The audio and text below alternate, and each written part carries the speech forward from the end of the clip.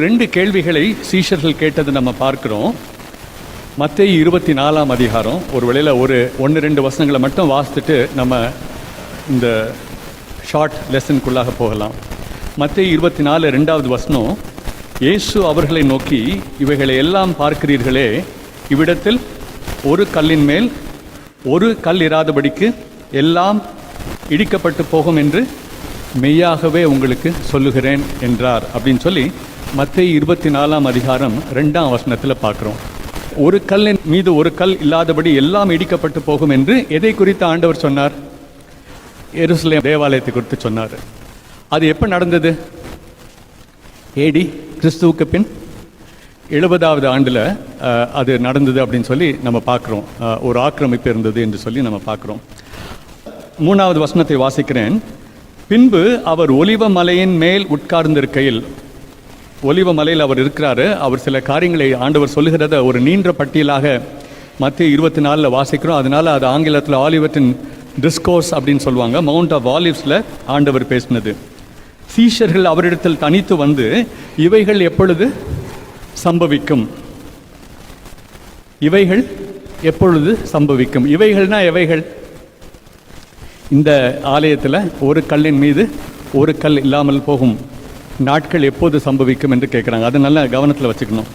2வது கேள்வி அவங்க கேட்குறாங்க, உம்முடைய வருகைக்கும் உலகத்தின் முடிவுக்கும் அடையாளம் என்ன?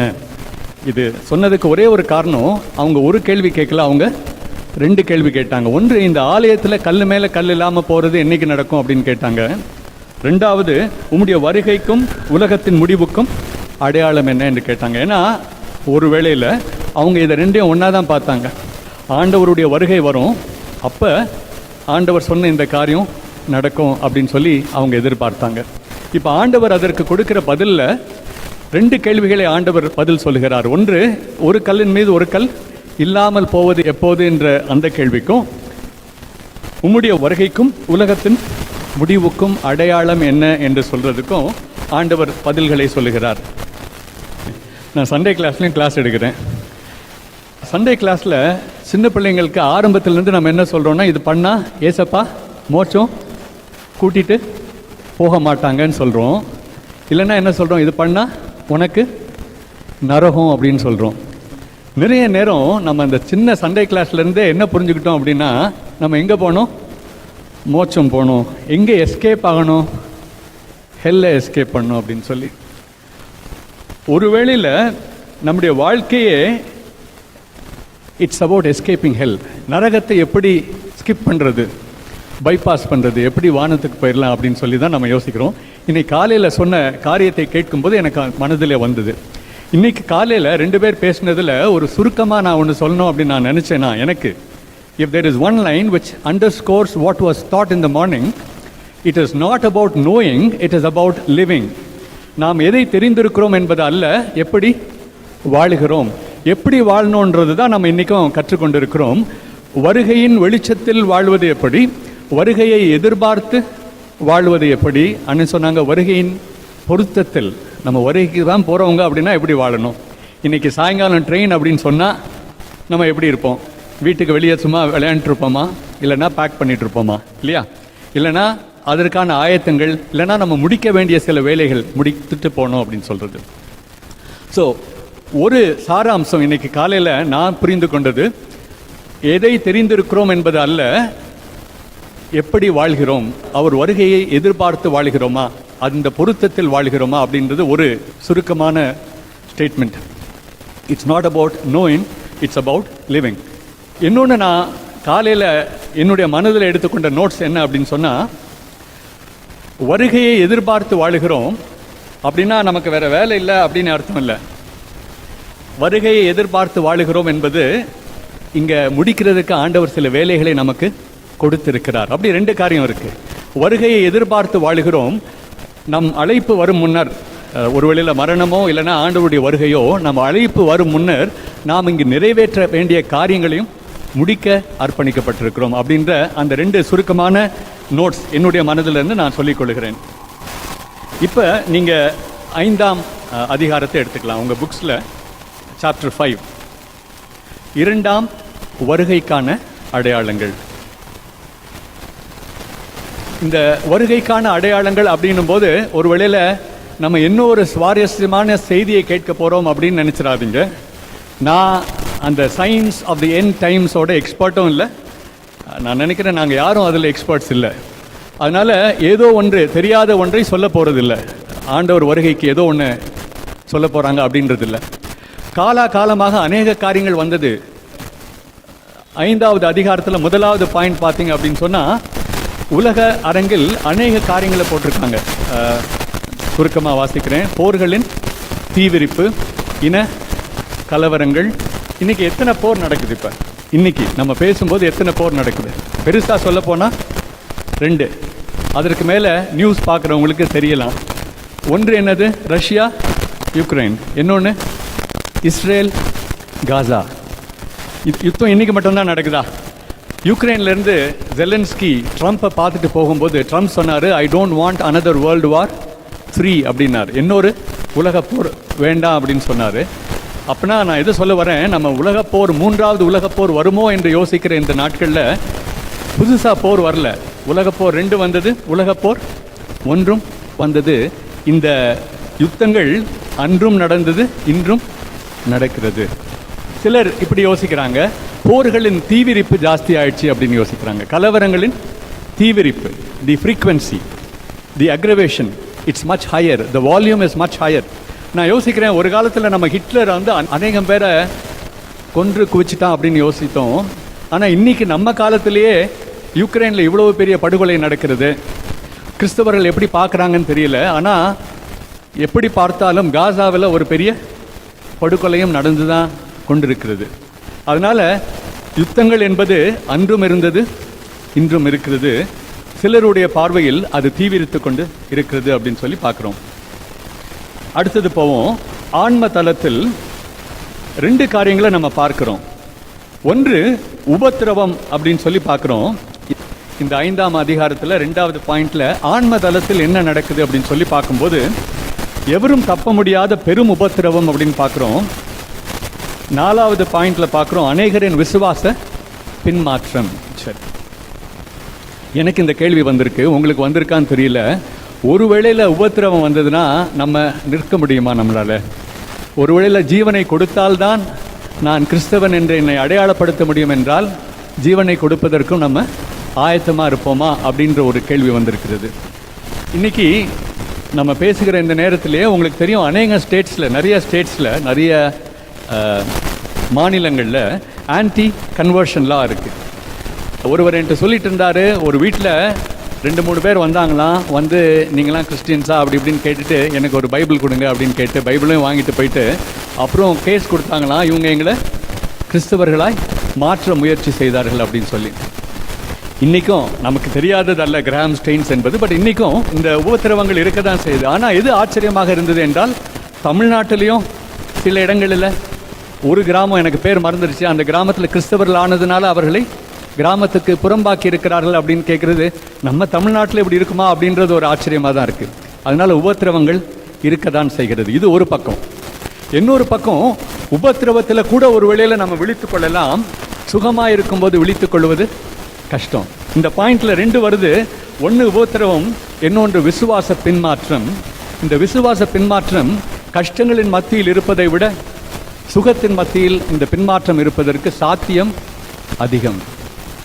ஆறுவல் அப்படின்னு ஒருத்தர் சொன்னார், இப்படி சில நாடுகளில் இந்த டைரன்ஸ்ன்றாங்களே, டிக்டேட்டர்ஸ், அவங்க வந்து எந்த ஒரு செய்தியும் வெளியே வராத அளவுக்கு அதை தடை செய்வார்கள் அப்படின்னு சொல்லி சொன்னார். நமக்கு தெரியும் கம்யூனிசம் கண்ட்ரி எல்லாத்துலேயுமே என்ன பண்ணாங்க. இதெல்லாம் வர்றதுக்கு முன்னாடியே அவர் சொன்னார். அப்படி அவர் ஒரு நல்ல நாவல் எழுதினார், 1984 நினைக்கிறேன் அது பேர். முன்னாடியே ஒரு நாவல் எழுதினார், இப்படி தடை செய்வார்கள், செய்தி வெளியே வராத அளவுக்கு தடை செய்வார்கள் அப்படின்னு சொல்லி. இன்றைக்கி பவரில் இருக்கிற எல்லாருமே அதை தான் செய்கிற மாதிரி எனக்கு தோணுது. அவங்க அது எதிர்கட்சியாக இருக்கிற வரைக்கும் அவங்க அதை செய்யாமல் இருந்தாலும் அவங்க ஆளும் கட்சியாக வந்தால் அதை தான் செய்கிற மாதிரி இருக்குது. இது ஒரு பக்கம். ஆனால் இன்னொருத்தர் சொன்னார், ஹக்ஸ்லி, அவர் சொன்னார், information will not be block, செய்திகள் தடை செய்யப்படாது. ரொம்ப அதிகமான செய்திகள் நமக்கு கன்சியூம் பண்ணுறதுக்கு நமக்கு தேவையை விட அதிகமான செய்திகள் வந்து கொண்டே இருக்கும். ஒரு பெரிய வைக்கோல் குவியலில் ஒரு ஊசியை நீங்கள் தேடினீங்கன்னா கண்டுபிடிக்க முடியுமா? கண்டுபிடிக்க முடியாது. a needle in a haystack அப்படின்னுவாங்க. அந்த அளவுக்கு உங்களுக்கு செய்திகள் அதிகமாகிவிடும், தேவையானவைகளை நீங்கள் கண்டு கொள்ள மாட்டீர்கள் அப்படின்னு ஒரு மனுஷன் சொன்னார், ஹக்ஸ்லி அப்படின்னு சொன்னார். இன்னைக்கு உண்மையில் பார்த்தீங்கன்னா எல்லார் கையிலையும் ஃபோன் இருக்கிறதுனால செய்திக்கு குறைவே இல்லை. அதில் சில நேரம் தவறான செய்திகள் அதிக நேரம் வரதான் செய்யுது. ஒன்று வேடிக்கையாக சொல்லணும்னா இன்னைக்கு எல்லாருமே டாக்டர் ஆயிட்டாங்க, எல்லாருமே மருத்துவம் சொல்லுகிறார்கள். இது சரி என்று நமக்கு சொல்ல தெரியல. வாட்ஸ்அப்பில் பார்க்கும்போது ஒருவர் சொன்னார் செய்திகள் தடை செய்யப்படும், இன்னொருவர் சொன்னார் செய்திகள் அதிகமாகிவிடும், அந்த செய்திகளில் முக்கியமானதை உங்களால் எடுத்துக்கொள்ள முடியாது என்று சொன்னார்.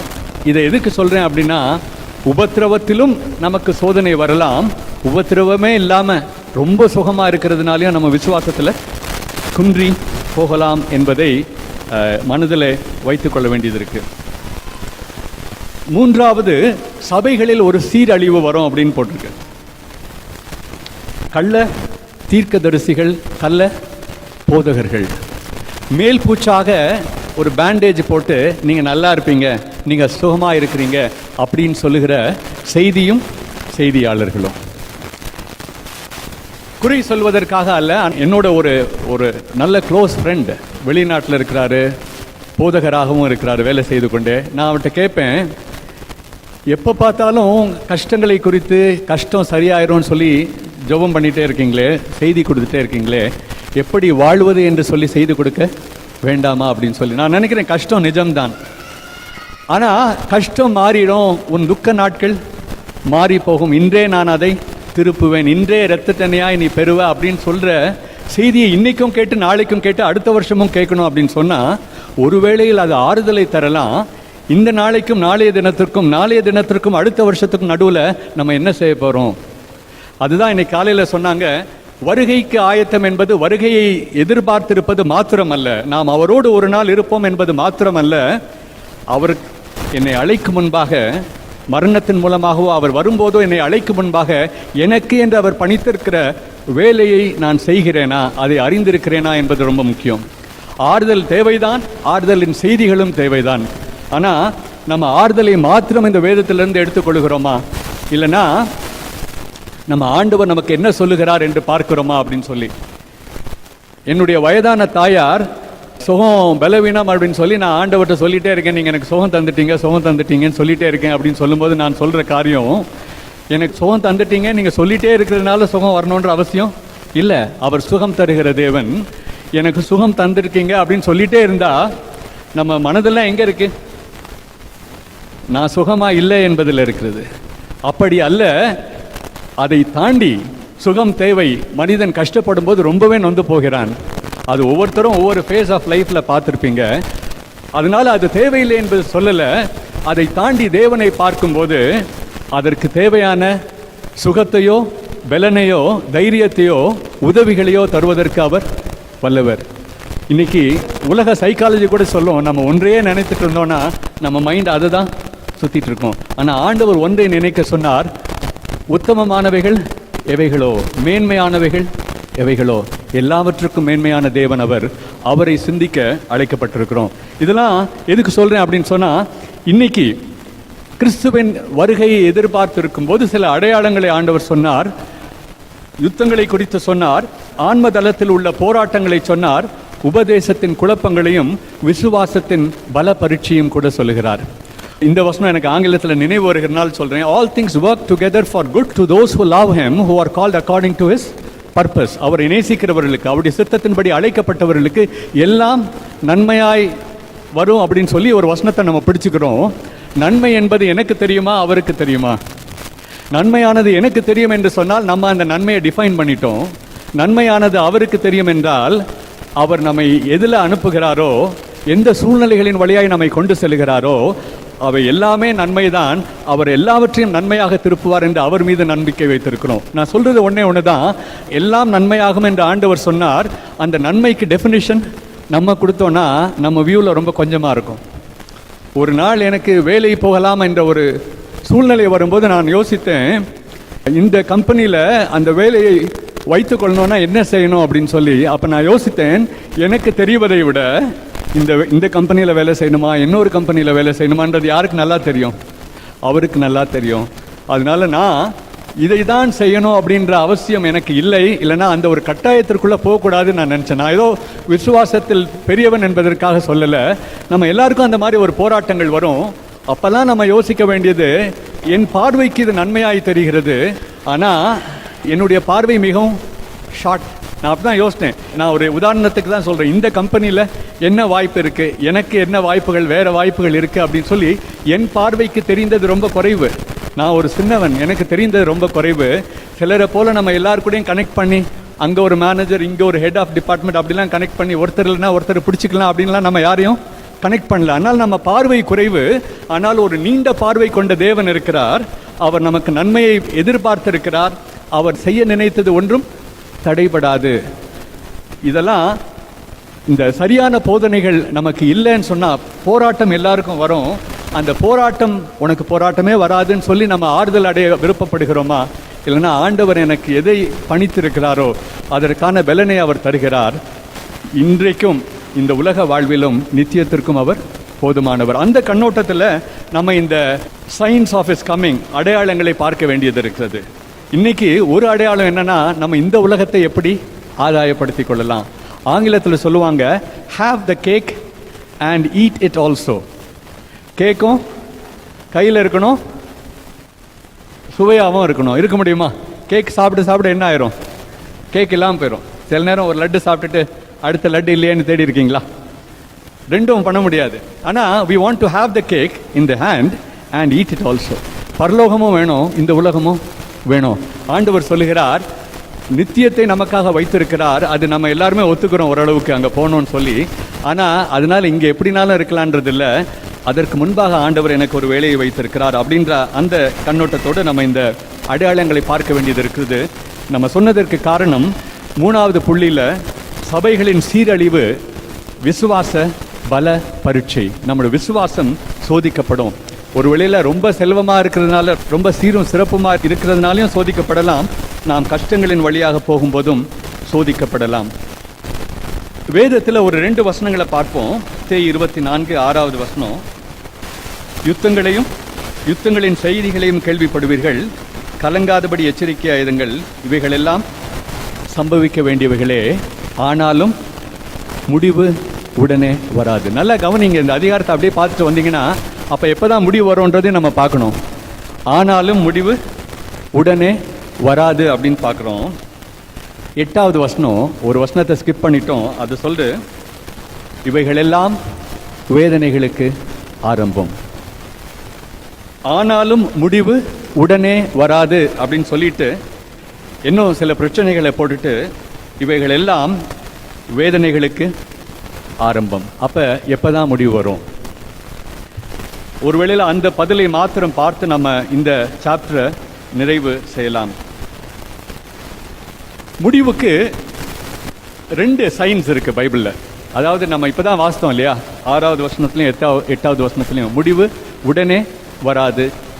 இன்னொரு இடத்துல இவைகளெல்லாம் வேதனைகளுக்கு ஆரம்பம். ஆனால் முடிவு என்பதற்கு 2 அடையாளங்களை இந்த அதிகாரத்தில் பார்க்கிறோம். ஒன்று 14வது வசனம். இப்போ நாம் வாசிக்கிற 24ஆம் அதிகாரம் 14வது வசனம், ராஜ்யத்தினுடைய இந்த சுவிசேஷம் பூலோகம் எங்குமுள்ள சகல ஜாதிகளுக்கும் சாட்சியாக பிரசங்கிக்கப்படும், அப்பொழுது முடிவு வரும். அப்போ முடிவு வர்றதற்கு இப்போ வராதுன்னு போட்டிருக்க ஒரு இடத்துல, ஆனால் இப்போ வரும் அப்படின்னு போட்டிருக்கு. அதற்கு ஒரு வசனம் என்ன? ராஜ்யத்தினுடைய இந்த சுவிசேஷம் பூலோகம் எங்குமுள்ள சகல ஜாதிகளுக்கும் சாட்சியாக பிரசங்கிக்கப்படும், அப்பொழுது முடிவு வரும். இந்த சுவிசேஷம் என்றால் என்ன? நேற்று பர்னபாஸ் சர்ச்சில் கிங்ஸ்லி அண்ணன் இந்த சுவிசேஷத்தை குறித்து ஒரு செய்தியை கொடுத்துட்டு இருந்தாங்க. ஒரு வேளையில் சொன்னதெல்லாம் என்னால் சொல்ல முடியாது. சுவிசேஷம் எங்கும் பிரசங்கிக்கப்படும். சுவிசேஷம் என்றால் என்ன? அவர் ஆண்டவர்.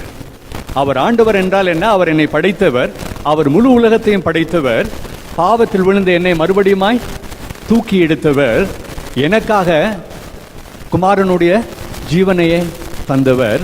இனி நான் வாழ்வது எனக்காக அல்ல, அவருக்கு. இதுதான் சுவிசேஷம். ஆண்டவர் சுகம் தருவார் என்று சொல்லலாம், ஏன்னா ஆண்டவர் சுகம் தருகிறார். ஆனால் அது சுவிசேஷம் ஆகிவிடாது. ஒரு வேளையில் இன்னைக்கு வியாதியில் இருக்கிற ஒருத்தருக்கு நம்ம நம்பிக்கை ஆண்டவர் பக்கமாய் திருப்பி கொடுக்கலாம். ஆனால் சுவிசேஷத்தின் முழு தன்மை என்ன? அவர் ஆண்டவர். இனி நான் எனக்கு சொந்தம் அல்ல, நான் அவருக்கு சொந்தம். அப்ப இந்த வருகை எதிர்பார்த்து வாழுகிறவர்கள் நம்ம என்னதான் செய்ய முடியும்? உண்மையிலேயே நம்ம எதிர்பார்த்திருக்கிறோம் அப்படின்னு சொன்னா, ஒருவேளையில இந்த வசனத்தை இப்படியும் சொல்லலாம், நீங்கள் அதை துரிதப்படுத்தலாம். எப்படி துரிதப்படுத்தலாம்? அவருடைய வருகை யாருக்குமே தெரியாதுன்னு சொன்னார், பிதாவை தவிர. ஆனால் நீங்கள் துரிதப்படுத்தலாம். எப்படி துரிதப்படுத்தலாம்? இந்த சுவிசேஷம் சகல ஜனத்திற்கும் கொண்டு சொல்லப்பட வேண்டியது இருக்கிறது. சர்வ் இந்தியா மிஷன் ஒரு மிஷன் ஆர்கனைசேஷனா பணி செய்து கொண்டிருக்கிறோம். சபைகளுக்கு வானமுதம் என்ற பத்திரிகையும் அனுப்பிட்டு இருக்கிறோம். அதன் நோக்கம், நீங்க எந்த சபைக்கு போனாலும் நாம எல்லாரும் we belong to the universal church of God. நம்ம ஆண்டவருடைய உலகளாவிய சபையின் அங்கம். லோக்கலா நமக்குனே ஒரு பாஸ்டர், நமக்குனே ஒரு சர்ச், நமக்குனே மூப்பர்கள் ஆண்டவர் தருகிறார். எந்த சபையில் இருந்தாலும் நம்ம செய்ய வேண்டியது என்ன? இந்த சபைக்கு வெளியான ஆடுகள் இருக்கிறார்கள், ஆண்டவரை தெரியாதவர்கள் இன்னும் இருக்கிறார்கள். அவர்கள் சபைக்குள்ளாக, கிறிஸ்துவன் சபைக்குள்ளாக வரணும் அப்படின்னு சொல்லி அதை துரிதப்படுத்துவது நாம் ஆண்டவருடைய வருகையின் எதிர்பார்ப்பிலே வாழுகிறோம் என்பதை காட்டுகிறது. இது ரொம்ப கிளியரா இருக்கும்னு நினைக்கிறேன் உங்களுக்கு. நம்ம வாஸ்த வசனம் மத்தேயு 24 அதிகாரம் 14 வசனம். ராஜ்யத்தினுடைய இந்த சுவிசேஷம் பூலோகம் எங்குமுள்ள சகல ஜாதிகளுக்கும் சாட்சியாக பிரசங்கிக்கப்படும், அப்பொழுது முடிவு வரும். இன்னொரு அடையாளம் என்ன அப்படின்னு சொல்லி பார்த்தோம் அப்படின்னு சொன்னா, 37 வசனம் மத்தேயு 24:37 என்ன போட்டிருக்கு? நோவாவின் காலத்தில் எப்படி நடந்ததோ அப்படியே மனுஷகுமாரன் வரும் காலத்தில் நடக்கும் என்று போட்டிருக்கு. லூக்காவிலையும் இதை பார்க்கிறோம். நீங்க வீட்டில் போய் வாசிக்கலாம், உங்க நோட்ஸ்ல அது இருக்கு. லோத்துவின் காலத்தில் எப்படி நடந்ததோ அப்படியே நடக்கும். எப்படி நடந்தது? மக்கள் ரொம்ப நிர்விசாரமா இருந்தாங்க அப்படின்னு சொல்லி பார்க்கிறோம். புசித்து குடித்து, அப்படின்னா என்ன? ரொம்ப சுகமா வாழ்ந்தார்கள். பெண் கொண்டு பெண் எடுத்து, அப்படின்னா என்ன அர்த்தம்? நம்மலாம் ஒரு குடும்ப வாழ்க்கை வாழுகிறோம். இந்த பெண் கொண்டு பெண் கொடுத்து அப்படின்னு சொல்றது ஒருவேளை இந்த உலகத்திற்காக மாத்திரமே வாழுகிறத நம்ம பார்க்கிறோம். இந்த உலகத்தில் making it big in this life, making it good in this life, living as if this is all there is. இந்த உலகம் தான், இந்த உலகத்தில் இல்லைன்னா எனக்கு எதுவுமே இல்லை என்ற ஒரு எண்ணத்தோடு வாழுகிற ஒரு நாட்கள். வாசிக்கலாமா? 36 வசனம். அந்த நாளையும் அந்த நாளிகையும் என் பிதா ஒருவர் தவிர மற்றொருவனும் அறியான், பரலோகத்தில் உள்ள தூதர்களும் அறியார்கள். நோவாவின் காலத்தில் எப்படி நடந்ததோ அப்படியே மனுஷகுமாரன் வரும் காலத்திலும் நடக்கும். மனுஷகுமாரன் வரும் நாட்களை குறித்து இந்த 2 வசனங்கள் இருக்கு. ஒன்று, ராஜ்யத்தின் சுவிசேஷம் எல்லா இடத்திலும் சொல்லப்படும் அப்படின்னு பார்க்குறோம். இன்னொன்று, நோவாவின் காலத்தில் நடந்தது போல, லோத்துவின் காலத்தில் நடந்தது போல மனுஷர் இந்த உலக வாழ்க்கையே எல்லாம் என்பது போல வாழ்ந்து கொண்டிருக்கிறது பார்க்கிறோம். நாம கேட்க வேண்டியது, நோவாவும் அவனுடைய குடும்பத்தாரையும் தேவன் நீதிமான்களாக கண்டார். நம்ம நோவாவை போல இந்த உலக கலாச்சாரத்திற்கு ஒரு எதிர்நீச்சல் போடுகிறவர்களாக, இந்த உலகத்தில் வாழும் போதே நித்தியத்தை குறித்த அறிவுள்ளவர்களாக, நித்திய நோக்குடையவர்களாக இந்த உலகத்தில் ஆண்டவர் நம்மை தனிநபராய் வைத்திருக்கிறார். நம்மளை குடும்பமாக வச்சிருக்கிறாரு. குடும்ப வாழ்க்கை ஆண்டவர் கொடுத்த வாழ்க்கை, அது புறம்பானது அல்ல. நம்ம ஒரு வேலையில் வைத்திருக்கிறார், அந்த வேலையும் ஆண்டவர் நமக்கு கொடுத்திருக்கிறார். அந்த வேலையிலையும் சிறப்பாய் செய்ய ஆண்டவர் நம்மை பணித்திருக்கிறார். ஆனால் இதுதான் அப்படின்னு வாழ்ந்துடாம, என்னுடைய வீட்டில், என்னுடைய நெய்பர்ஹுட்டில், நம்ம இருக்கிற அப்பார்ட்மெண்ட்டாக இருக்கலாம், காலனியாக இருக்கலாம், தெருவாக இருக்கலாம், நான் வேலை செய்கிற இடத்துல, சந்தையில் நான் வாங்க போகலாம், விற்க போகலாம், என்னை குறித்து ஒரு நோக்கம் வைத்திருக்கிறார். அந்த நோக்கத்தை நான் நிறைவேற்றுகிறேனா? ஸ்கூலில், ஆஃபீஸில், எங்கேனாலும் அந்த நோக்கத்தை நான் நிறைவேற்றுகிறேனா என்ற ஒரு கேள்வியை கேட்க அழைக்கப்படுகிறோம். இப்படிலாம் பார்த்தா நோவாவின் நாட்கள் மாதிரி இருக்கா? இந்த நாட்கள் எப்படி இருக்கு சொல்லுங்க? அப்படித்தானே இருக்கு. லோத்துவின் நாட்களை போல இருக்கிறதா? நான் நினைக்கிறேன் யுத்தங்கள் ஜாஸ்தி ஆயிடுச்சு அப்படின்னு சொல்லி நம்ம ஜியோ பொலிட்டிக்ஸில் நிறைய காரியங்கள் மாற்றம் அடைகிறத பார்க்குறோம். முதலாக கிரெடிட் கார்டு வந்தப்போ என்ன சொன்னாங்கன்னா, இந்த கிரெடிட் கார்டு வந்துருச்சுன்னா எல்லா டிரான்சாக்ஷனுமே ஆக்சுவலாக அப்போவே டிஜிட்டல் தான், கிரெடிட் கார்டில் யூஸ் பண்ணிங்கன்னா. அதனால உலகம் முடிய போகுது என்று சொன்னாங்க. யூரோப்பியன் யூனியன் வந்ததில், EU யூரோப்பியன் யூனியன், ஐரோப்பிய ஐக்கிய நாடு, அது வரும்போது என்ன சொன்னாங்கன்னா, எல்லா ராஜாக்களும் சேர்ந்துட்டாங்க, முடிவு வரப்போகிறது என்று சொல்லுகிறார்கள். இந்த நாள் குறிப்பதில் ஒரு பிரச்சனை என்னன்னு சொன்னால், நம்மளே ஒரு நாள் குறிச்சிட்டு அந்த நாளில் நடக்காமல் போயிட்டா நம்ம மனது என்ன ஆகும் என்பது தெரியல. உலகம் சொல்லுகிறது, கிறிஸ்தவர்கள் சொன்னாங்க, கிரெடிட் கார்டு வந்தப்பவும் சொன்னாங்க, யூரோப்பியன் யூனியன் வரும்போதும் சொன்னாங்க. யாருமே எதிர்பார்க்காத ஒன்றும் நடந்தது. டிமானிட்டைசேஷன் நம்ம நாட்டில் ஒன்று நடந்தது. ஒன்று ஆச்சரியமாக இருக்கிறது, வேடிக்கையாகவும் இருக்கிறது. மற்ற நாட்டில் இருக்கிறவங்க கூட இந்த நாட்டுக்கு வந்து தான் இந்த ஃபோன்பே, வேறு என்னது ஜிபே எல்லாம் யூபிஐ டிரான்சாக்ஷன்ஸ்ன்றாங்க. நம்ம வெளிநாட்டிலேருந்து வர்றவங்களுக்கு நம்ம காமிச்சு கொடுக்குறோம் அப்படின்றாங்க. யூபிஐ டிரான்சாக்ஷன்ஸ் எப்படி எல்லாத்தையும் டிஜிட்டல் ஆக்குறது நம்ம காமிச்சு கொடுக்குறோன்றாங்க. இதெல்லாம் எதிர்பார்க்காத காரியங்கள். இது நடக்குது, இது நடக்குது, இது நடக்குதுன்னு சொல்லியே நம்ம டேட்டை வச்சுட்டு இருந்தோம் அப்படின்னு சொன்னால் அது வேலைக்கு ஆகாது. ஆண்டவர் 2 காரியங்களை சொன்னார். வேதத்தில் போட்டிருக்க எல்லா காரியங்களுமே நடந்து முடிந்தது நாம் ஆயத்தமாக இருக்கிற நாட்கள் தான். அது எப்போனாலும் வரலாம், ஆனால் இந்த நாள்னு நம்ம சொல்ல முடியாது. நாம் கேட்க வேண்டிய கேள்வி, ஆயத்தமானவர்களாக ஒரு நோவாவை போல நாம் இருக்கிறோமா, இல்லை நோவா அவ்வளவு நாட்கள் சொல்லியும் ரொம்ப நிர்விசாரமாக இருந்த ஜனங்களைப் போல் நாம் இருக்கிறோமா என்பதுதான் காரியம். இந்த சாப்டர் நான் முடிக்க போனேன். 7வது பாயிண்ட் அவங்க கரங்களில் எடுத்துக்கொள்வீங்களா? 7வது பாயிண்ட் ரொம்ப சிம்பிள். ஆயத்தமாயிருங்கள், கலங்காதிருங்கள், கவலைப்படாதீங்க, பயப்படாதீங்க, வஞ்சிக்கப்படாதீங்க. உங்கள் ஆத்மாவை காத்துக்கொள்ளுங்கள், விழித்திருங்கள், ஆயத்தமாயிருங்கள். ஜாக்கிரதையான ஒரு 2 வார்த்தைகளை சொல்லி நான் இந்த அடையாளங்கள் என்ற இந்த சாப்டர் நான் முடிக்கிறேன். ஒன்று, நம்ம வாசிட்டே வந்தோம், சில காரியங்களை ஆண்டவர் முடிவு வராது, இது துவக்கம்தான் சொன்னார். சில இடங்களில் அப்போது முடிவு வரும் என்று சொன்னார். இதற்கு நடுவில் 2 வார்னிங்ஸ் பார்க்கணும்.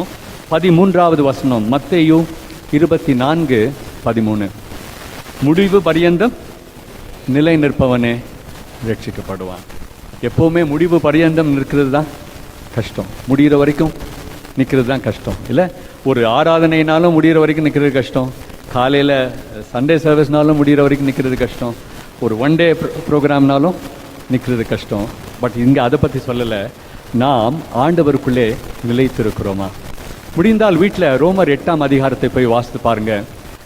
என்னை மிகவும் அழுத்தியது, நம்ம சால்வேஷனை ஒரு டிரான்சாக்ஷன் மாதிரி ஆக்கிட்டோம். என்னைக்கோ ஒரு நாள் நான் மண்டிட்டு ஆண்டவர்கிட்ட, ஆண்டவரேனா உங்கள் பிள்ளை என் பாவத்தெல்லாம் மன்னிங்கன்னு சொன்னோம், நம்ம ரட்சிக்கப்பட்டோம் அப்படின்னு சொல்கிறோம். அது உண்மைதான், ஆண்டவர் நம்மை ரட்சித்து விட்டார். எதை மறந்துடுறோன்னா, அதை ரட்சித்ததன் காரணம், ரட்சித்ததன் நோக்கம், இன்னையிலேருந்து நான் யார்? அவருக்கு பிள்ளை. அவருக்கு பிள்ளையாய் வாழ்வதற்கு தான் அவர் என்னை ரட்சித்தார். ஒரே நாள் எனக்கு அவர் கொடுத்த விசுவாசத்தின் பேரில் நான் ஆண்டவரே என்னை ஏற்றுக்கொள்ளும் என்று சொன்னேன், நான் ரட்சிக்கப்பட்டு விட்டேன். அது உண்மைதான். ஆனால் நம்ம ரட்சிப்புன்னு சொல்லி அதை நினைக்கிறதுனால எதை விட்டுட்டோம் அப்படின்னு சொன்னால், அவர் என்னை ஒரு புது உறவுக்குள்ளாக என்னை அழைத்திருக்கிறார், அவருடைய பிள்ளையாக அழைத்திருக்கிறார். அவருடைய பிள்ளையாக வாழ்வது ரட்சிப்பு என்பதை மனதில் வைத்துட்டு, முடிவாக மத்தேயு 24 விட முடியுது. ஒரு எஜமான் திரும்ப வரும்போது, அந்த ஊழியக்காரன் நினையாத நாளிலும் அறியாத நாளிகையிலும் அவனுடைய எஜமான் வந்து அப்படின்னு சொல்லி பார்க்குறோம். 46ஆம் வசனம், எஜமான் வரும்போது அப்படி செய்கிறவனாக காணப்படுகிற ஊழியக்காரனே பாக்கியவான். எஜமான் வருகிற போது அவர் நமக்கு கொடுத்த வேலையை செய்கிறவனாக காணப்படுகிற ஊழியக்காரனே பாக்கியவான். ஒரு வேளையில் அடையாளங்கள் அப்படின்னு தேடணும்னா எல்லா அடையாளமும் அப்படி தான் சொல்லுது. ஆனால் இன்றைக்கி தான் வர்றாரு நம்ம சொல்ல முடியாது.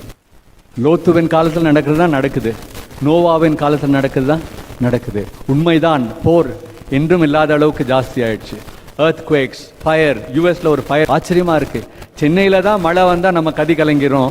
யூஎஸில் கூட, அமெரிக்காவில் கூட அப்படி தானா அப்படின்றது நமக்கெல்லாம் ஆச்சரியமாக தான் இருந்தது. எத்தனை வாரங்கள் போனது அந்த ஃபயர். இதெல்லாம் யோசிச்சுட்டு இருக்கலாம். ஆனால் ஆண்டவர் நம்ம அதெல்லாம் பார்த்துட்டு இருக்க சொல்லலை. ஆண்டவர் சொன்னது, முடிவு பரியந்தம் நாம் நிலை நிற்கணும். அவர் வரும்போது அவர் விரும்புகிறதை செய்கிறவர்களாக காணப்படணும். அவருடைய வருகையை துரிதப்படுத்த வேண்டும் என்றால், இன்னும் அநேகர், ஆண்டவருடைய செய்தியை கேள்விப்படாத அநேகர் நம்ம ஆண்டவருடைய மந்தைக்குள்ளாக வர வேண்டும். தேவாவியால் தூண்டப்பட்டவர் அனலான மக்கள், மீட்பர் இயேசுவின் சிநேகமானவர் அனலான மக்கள், தேவ கட்டளை கீழ்ப்படிந்தவர் அனலான மக்கள், வானளாவிய காட்சி பெற்றவர் அனலான மக்கள்,